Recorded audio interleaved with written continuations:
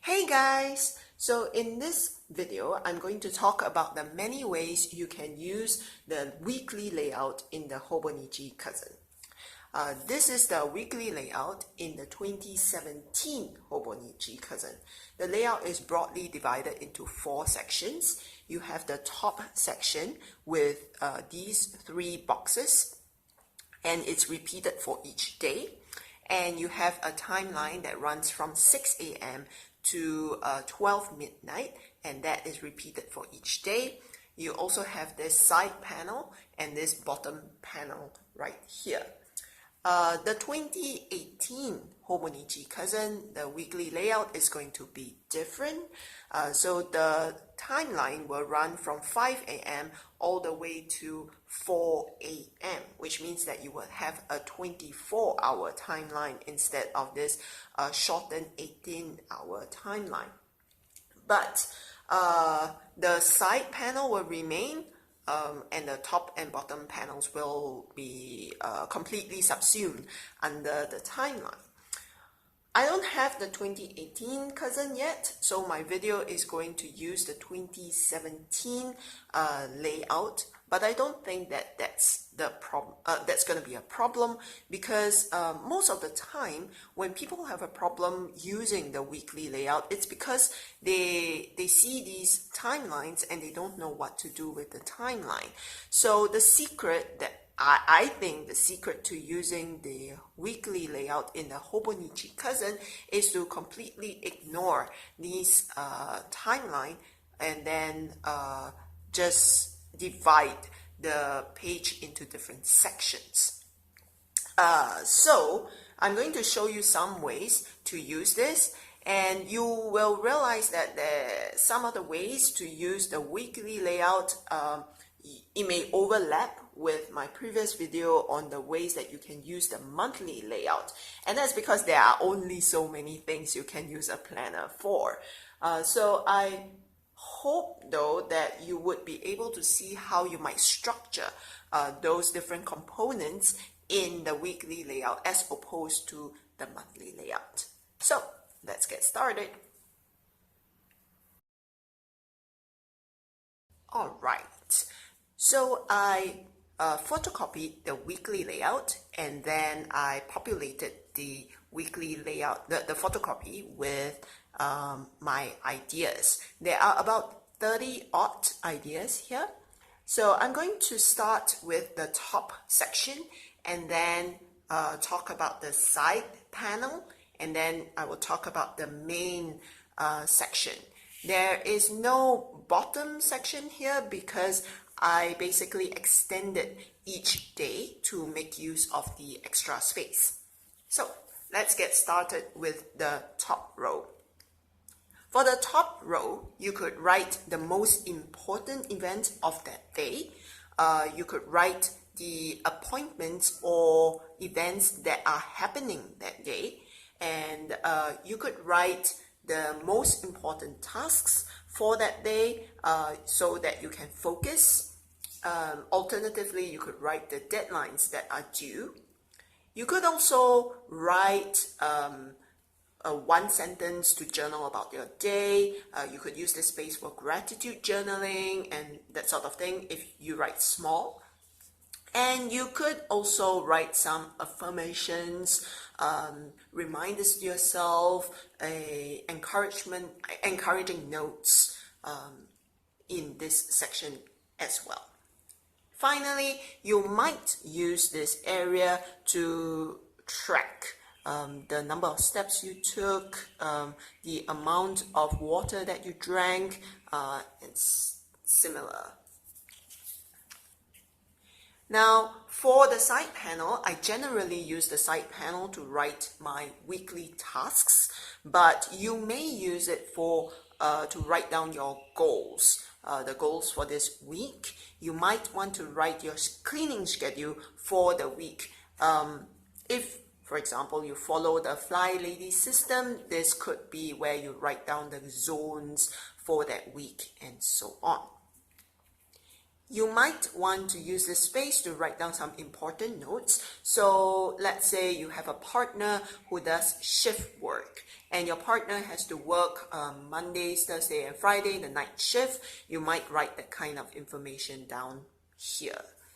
You could also consider writing the morning and evening routine. So if you wanted to set a morning or an evening routine, you might want to write this here so that when you go through the routine, you could check to make sure that you have not missed any steps. Now let's go to the main section here. I generally use the main section to plan out my schedule, to write down the tasks list for that day, and that's the bulk of my planning in the weekly layout.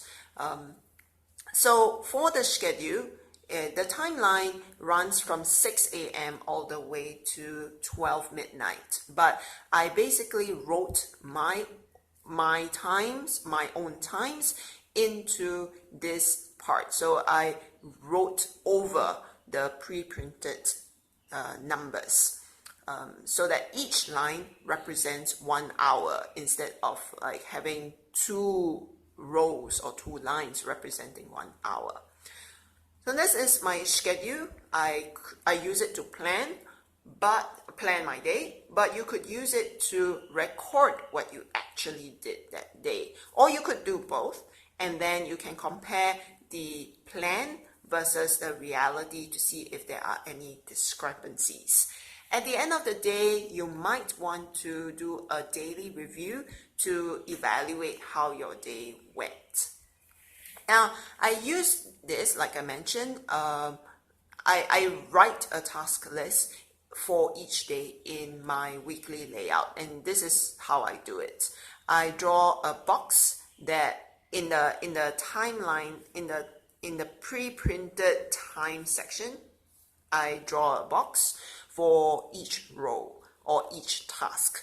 And then if I completed the task, I shade it. If I worked on that task but didn't complete it, then I would shade half the box. If I didn't work on that task and I was going to migrate it to the following days, then I would put a forward arrow sign. Some time ago, I used this space to record the meals that I ate or to plan the meals for that day. I currently also include like a section for reminders and notes. Currently, I also have a waiting on section, and this is kind of new. I included it maybe 2 or 3 weeks ago because I realized that I was basically forgetting that I was supposed to follow up on people, on outstanding tasks from people. So I have this waiting on section so that I will remember to follow up on them follow up on these outstanding tasks if these people hadn't gotten back to me. So this waiting on section has been really helpful in my planning. You could use this space to write down your grocery list, so things to buy, record a plan or record your exercise for that day, as well as any errands that you may need to run for that day. Now, if you use the Hobonichi Cousin as kind of like a family planner, then maybe this would be useful to you. So let's say I have 2 children, Lisa and Joe, and this is my husband. And I write out the, how do I say this, the schedule for each person for each day. So for Lisa, she is in class from 7:30 to 2, and then she has hockey practice from 3 to 6:30. And then Joe is in class from 7:30 to 12, and then he goes off on a field trip from 1 to 5. And my husband, he ends work at 8. So this provides kind of like a visual overview of where each person is. And then if this were a family planner, I would also write down some notes. For example, Joe is going off on a field trip, so I must remember to make snacks for him or to give him extra money so that he could buy snacks during his field trip. Or my husband is going to pick up Lisa after her hockey practice, so I don't have to go and pick her up, and things like that. So you could use this space, if you were using this as a family planner, you could use this space in that way. Now, if you are a student, then maybe you could use each column as kind of like a study overview for each class. So if you had 4 classes, then you would use 4 columns, each column for each class. And in each column, you would have things like what is due for this week, what you intend to revise this week, what you intend to read, like new topics for the next week, what group project, what is an outstanding task for your group project, any problems you're facing for that week with regard to that class. So this helps you to kind of plan your study, plan your study schedule basically for each week. So you could refer to your previous week to see what you have done the previous week, and track your progress accordingly. Now, if you were using this Hobonichi for journaling, then may I suggest using this layout, which I thought was pretty awesome, and I stole it from Jess at Planner by Nature. I'm going to link her Instagram account below so you can check it out. So if you look at the layout, you see that she has written like things you eat, things you watch, who you've met that day, what you have read that day, what you listened to that day, how much you spent that day, what made you smile, the sleep, how many hours you slept, and whether you drank coffee, and what you drank, things like that. And then you have a small section to journal about your day, and I thought that this was pretty cool. So anyway, if you're hearing this like sound in the background, it's because my neighbor is vacuuming, and I forgot that she vacuums at 7:30 on a Sunday. So I apologize for that irritating noise. But very quickly, if let's say you have many projects, you might use this space to break down the tasks for your project. So if you have 5 projects, then you would have 5, I guess, like you would use 5 columns.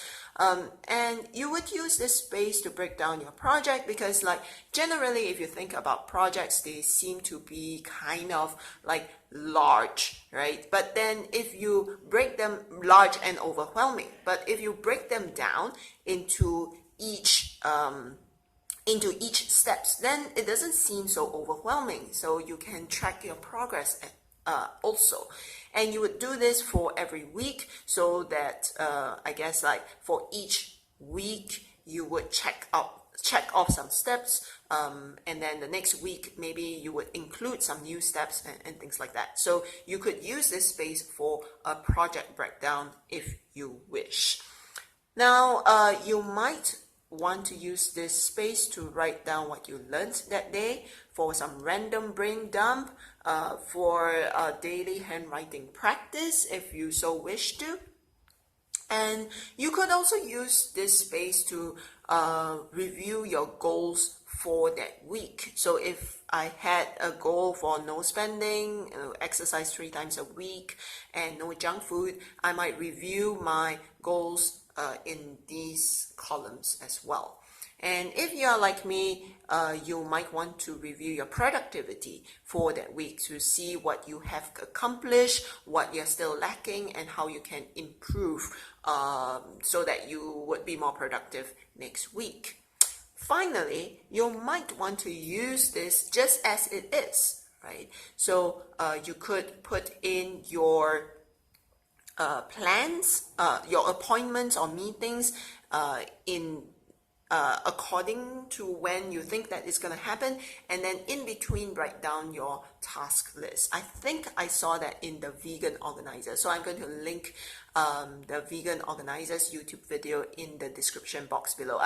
Did I mention this? I can't remember, but I'm also going to link at Planner by Nature, Jess's Instagram account, in the description box below.